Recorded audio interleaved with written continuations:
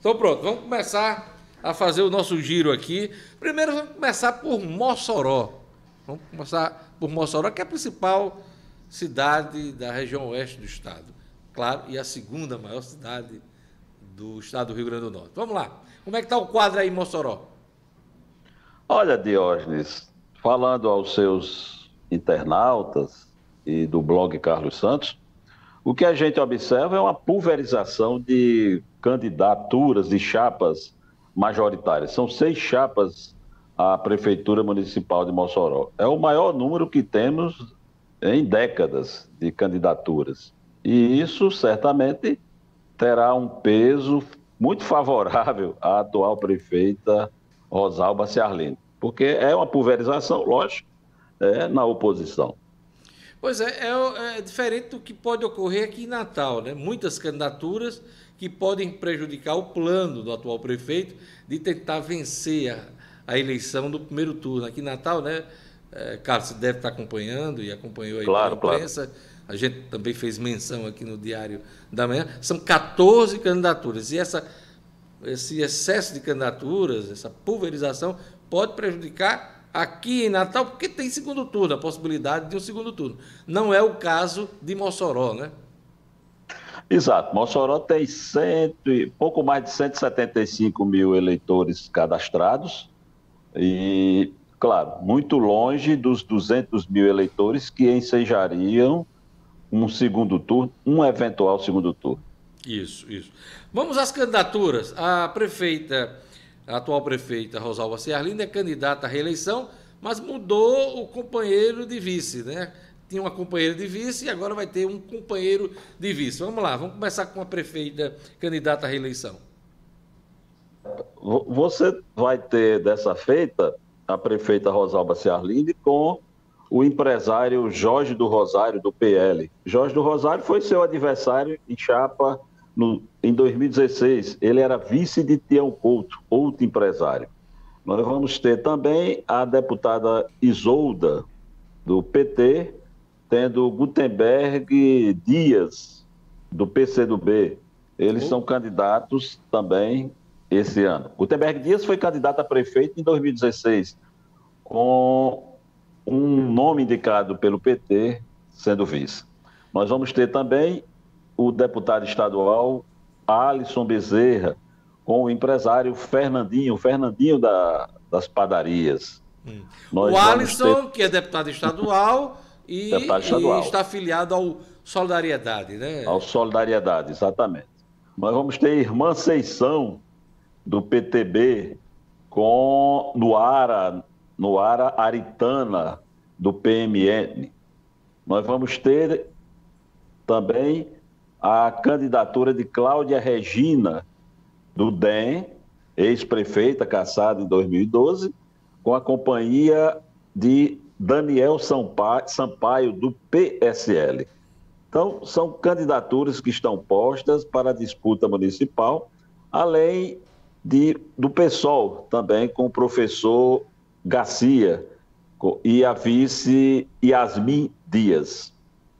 Eu queria que você me desse detalhes sobre a chapa, no caso da prefeita Rosalba Ciarline. Ela preferiu aí mudar a vice, mas havia uma articulação para que a vice fosse ocupada pelo grupo da ex-deputada Sandra, né, vereadora hoje, e tentou-se colocar Larissa como vice de Rosalba. O que aconteceu que essa aliança não saiu? Conta para a gente os detalhes. Olha, na verdade, não saiu hoje, como não saiu em 2016.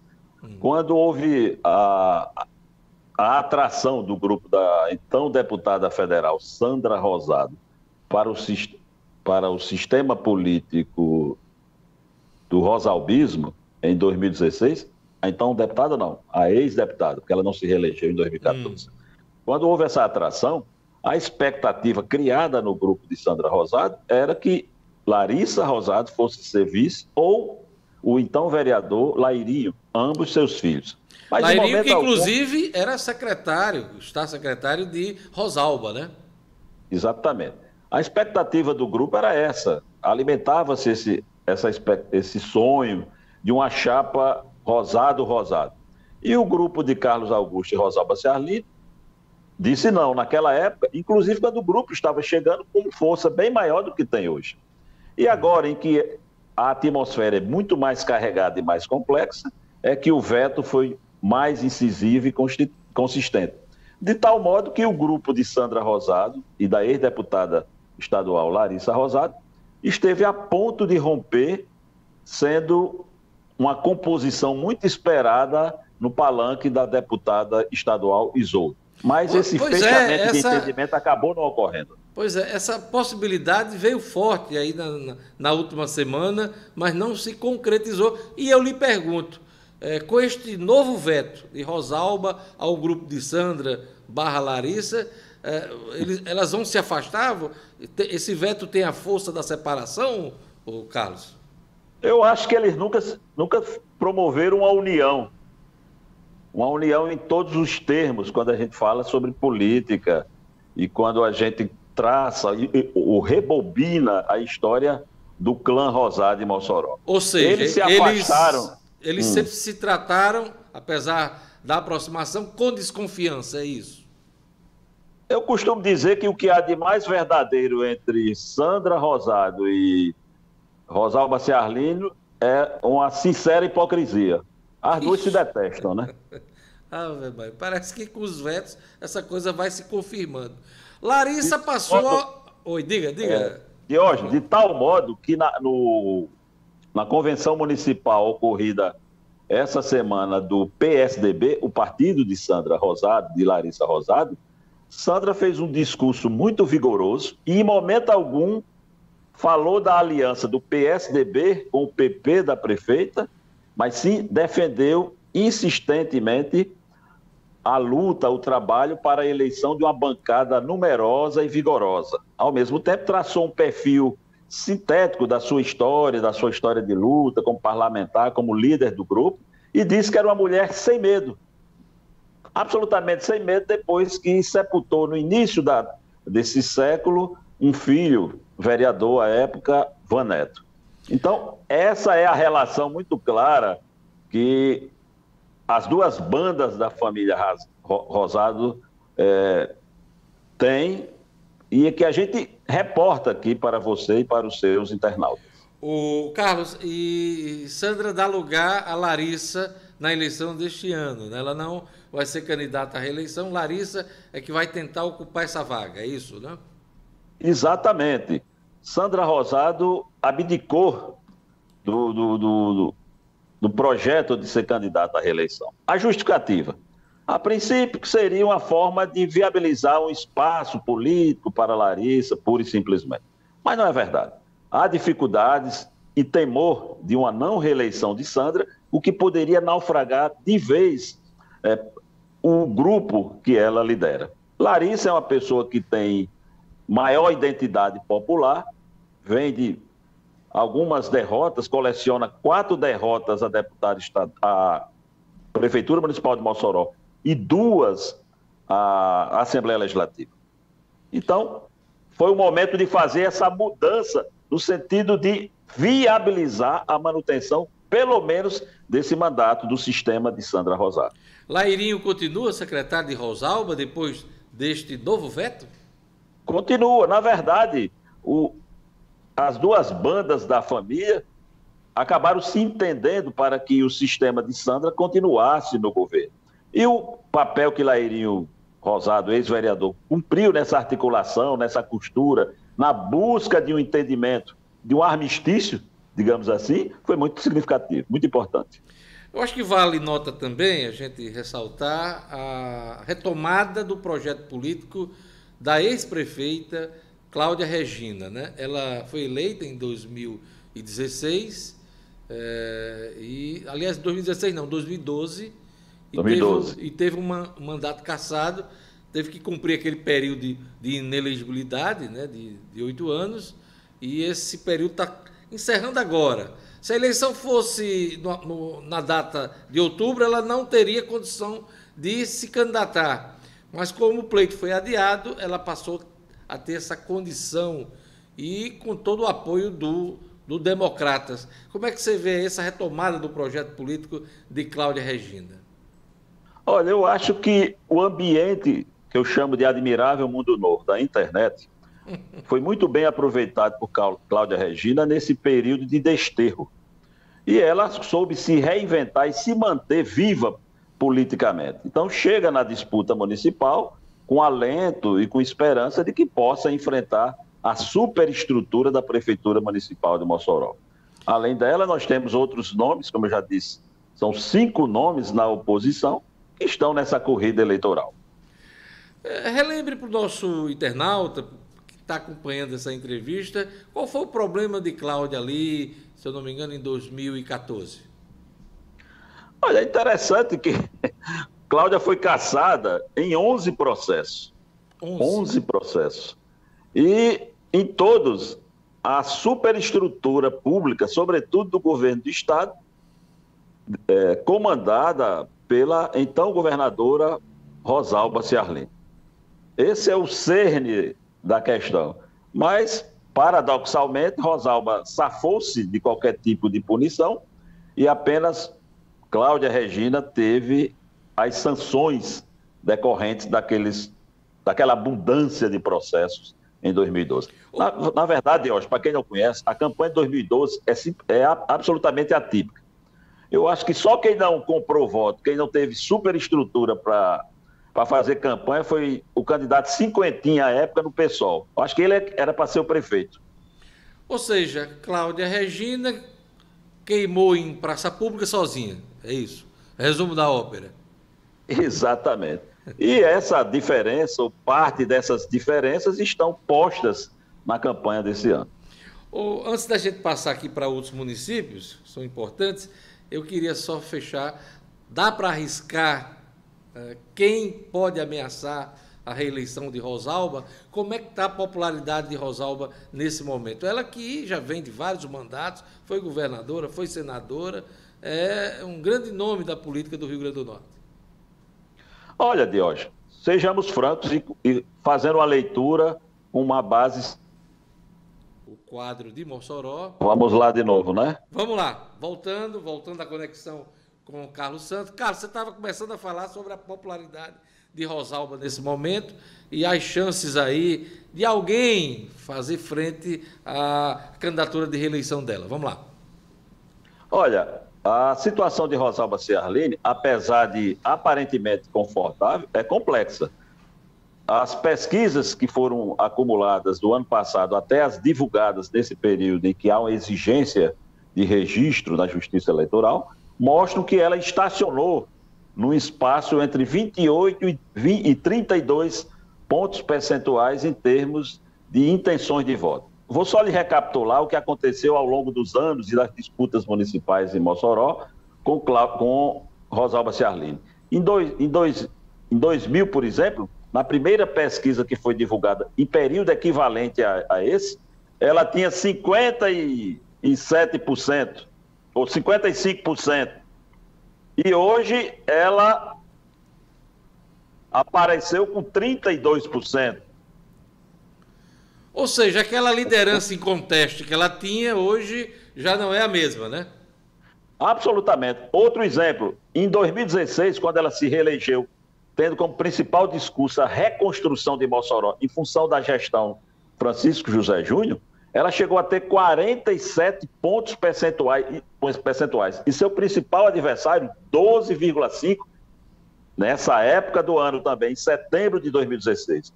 Hoje, Rosalba tem 32 pontos percentuais e o adversário mais próximo, e que demonstra até aqui maior vigor, o deputado Alisson Bezerra, está a apenas 12 pontos percentuais dela. Então, você vê que é claramente uma distância muito próxima se você faz um comparativo com o passado.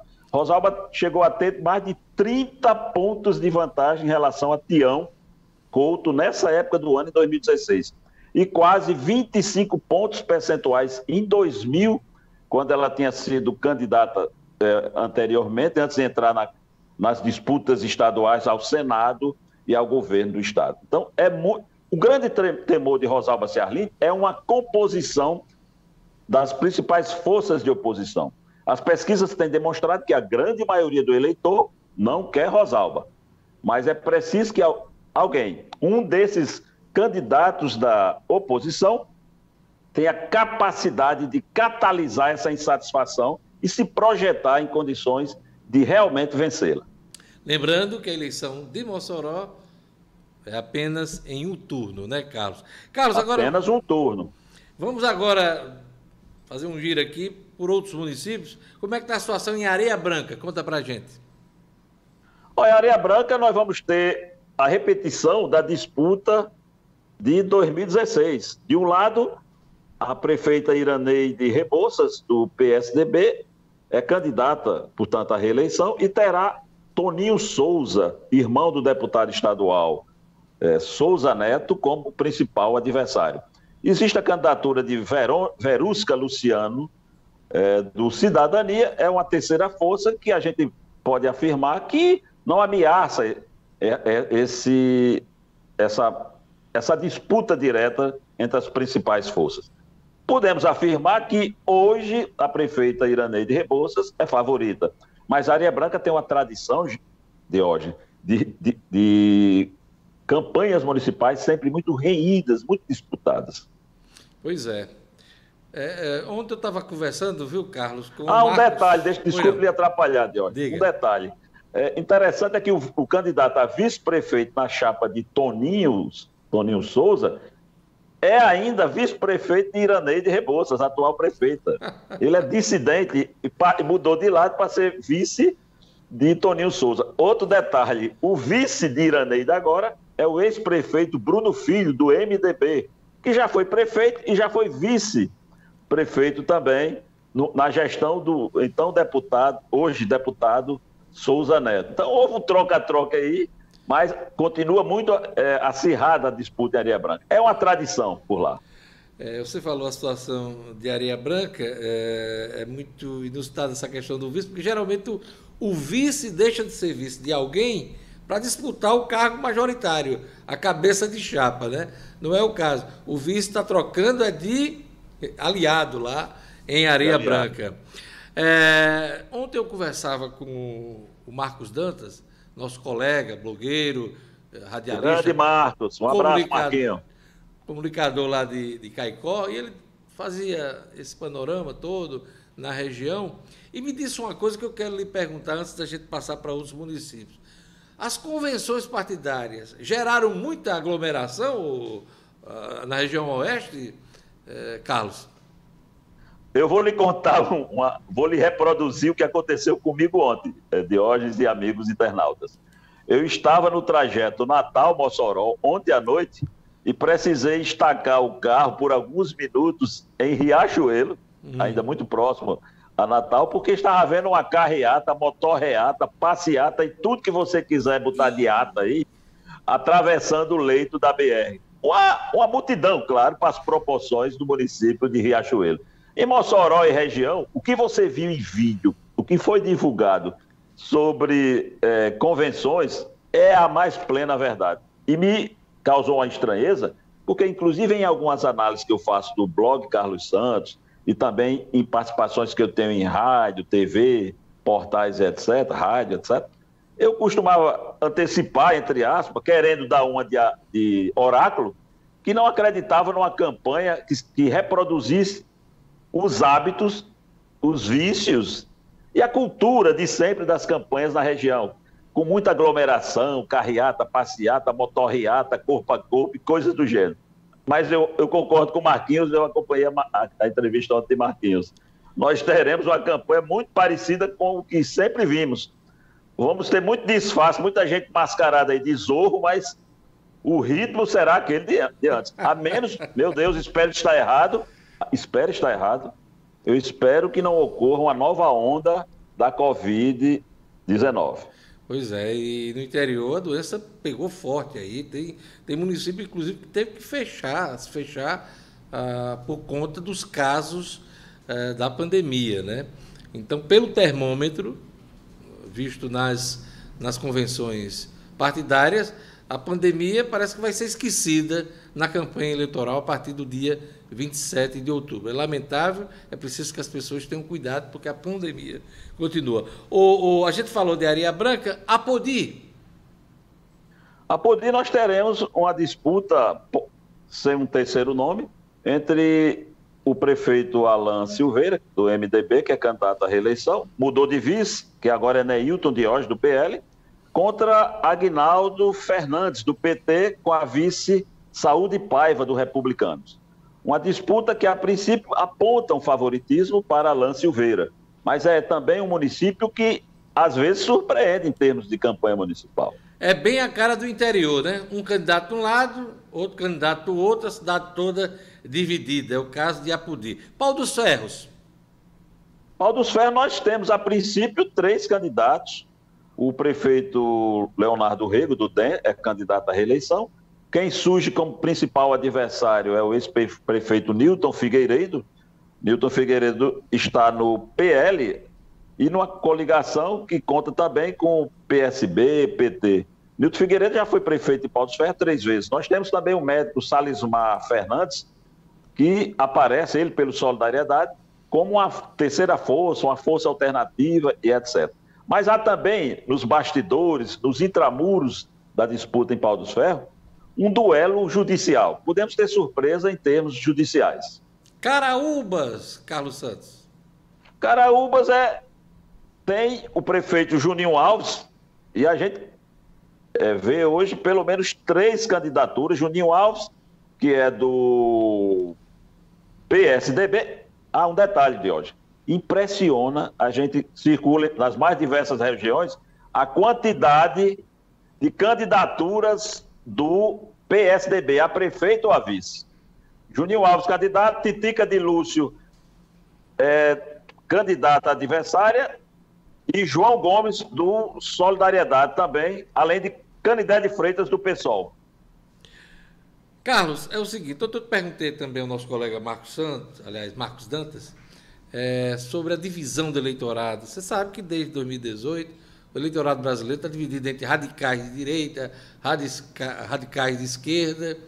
Você sente isso na divisão do eleitorado aí na região oeste? Nós teremos eleições com predominância de temática paroquial. É o que a gente observa. Claro que existem candidatos e existem grupos que se propõem a puxar a disputa para o campo ideológico e para um plano nacional entre esquerda, direita e etc. Mas eu acredito que a grande maioria dos municípios aqui na região, e pelo que eu tenho andado em outras partes do estado, a grande maioria terá disputa com temática municipal. E eu acho que é o forte e é o que deve realmente priorizar. E é o que Marcos falou ontem. Ele disse que essa coisa nacional, às vezes até estadual, o que vai prevalecer é a política do município. Exatamente o que você está falando. A coisa do dia a dia, do cotidiano.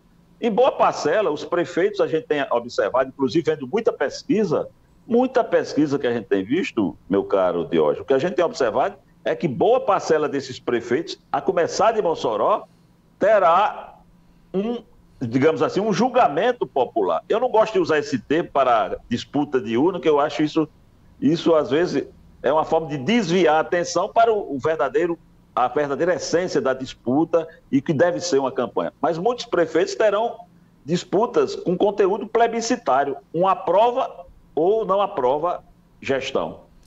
Aqui em Natal nós temos pelo menos 3 ou 4 nomes com DNA bolsonarista. Dá para identificar o candidato Bolsonaro em Mossoró? Olha, o candidato que se apresenta como representante de Bolsonaro em Mossoró é o médico psiquiatra originário de Fortaleza, Daniel Sampaio, do PSL. Mas ele mesmo já foi descredenciado pelo deputado federal Girão como representante do bolsonarismo. Havia a possibilidade de um outro nome, a médica Ângela Schneider, do PRTB, ser candidata, mas a sua candidatura foi retirada. O PRTB terá apenas nomes, a Câmara Municipal. A nominata de vereadores, né? Até a convenção, o nome dela... Até a convenção, o nome de Ângela Schneider estava bem cotada, né, Carlos? Seria um nome natural, entre aspas, para disputa, mesmo sem a gente observar vigor. Nem vigor nela, nem vigor de Daniel Sampaio, que foi, até a 25ª hora, pré-candidato a prefeito, mas trabalhou para ser candidato a vice-prefeito de Rosalba Ciarline. Trabalhou até a 25ª hora, sobretudo oferecendo tempo de rádio e TV e uma suposta oferta em termos de recursos do fundo eleitoral. Tudo isso. O que é garantido é o tempo de TV. A questão do fundo eleitoral, eu tenho lá minhas dúvidas. Se esses recursos serão realmente destinados a Mossoró, sobretudo agora que ele é candidato a vice de Cláudia Regina, e não a prefeito de Mossoró. Eu perguntei sobre Bolsonaro a você porque tem pesquisa do Datapoder circulando hoje na imprensa, dando 49% dos brasileiros aprovando o governo de Jair Bolsonaro. E 44% desaprovando, né? E essa pesquisa do Poder 360, no momento em que o presidente tem alta na popularidade por conta do pagamento do auxílio emergencial. Pela primeira vez desde o início da pandemia, o IBOPE vai voltar às ruas na semana que vem para fazer seu levantamento encomendado pela CNI. As pesquisas já começam a pipocar. Eu queria agradecer a participação de Carlos Santos, jornalista, comunicador, blogueiro. Quem quiser acompanhar aí as notícias, os comentários sempre precisos do Carlos Santos, acessa lá o blog do Carlos Santos. Ele também tem a coluna do Herzog dentro do conteúdo dele e é uma grande referência do jornalismo da região oeste do estado e de todo o Rio Grande do Norte. Carlos, muito obrigado. Quero contar com você em mais oportunidades para a gente bater esse papo, fazer essa conexão Natal-Mossoró. Deus, eu que agradeço. Primeiro, a generosidade de suas palavras, mais do que o convite. Porque o convite, eu acho que seria, entre aspas, natural pela relação de amizade que nós temos e pela atividade e o conteúdo que você precisava e mais que do eu que dissertasse. Isso. Mas eu acho que isso aí tem compadrio, tem camaradagem para você fazer tanto elogio. Mas muito obrigado e espero isso. voltar. Eu acho que há um respeito muito grande. Eu respeito pelo que você faz e você, claro, respeito por todo o trabalho que nós fazemos aqui com nossas equipes, você que acompanhou isso de perto. Obrigado, boa sorte. Tenho acompanhado seu Instagram. Dessa história, nos primeiros momentos eu partilhei e compus essa equipe como colaborador. Isso, por isso mesmo. E eu tenho acompanhado o seu aos vivos no Instagram, viu? Bacana, você sempre marcando uns encontros interessantes enfim, com a nata do mundo jurídico, jornalístico, empresarial, muito bacana. Está de parabéns. Muito obrigado e até uma outra oportunidade. Vou para o blog Carlos Santos, toda segunda-feira às 21 horas. Valeu. Um abraço.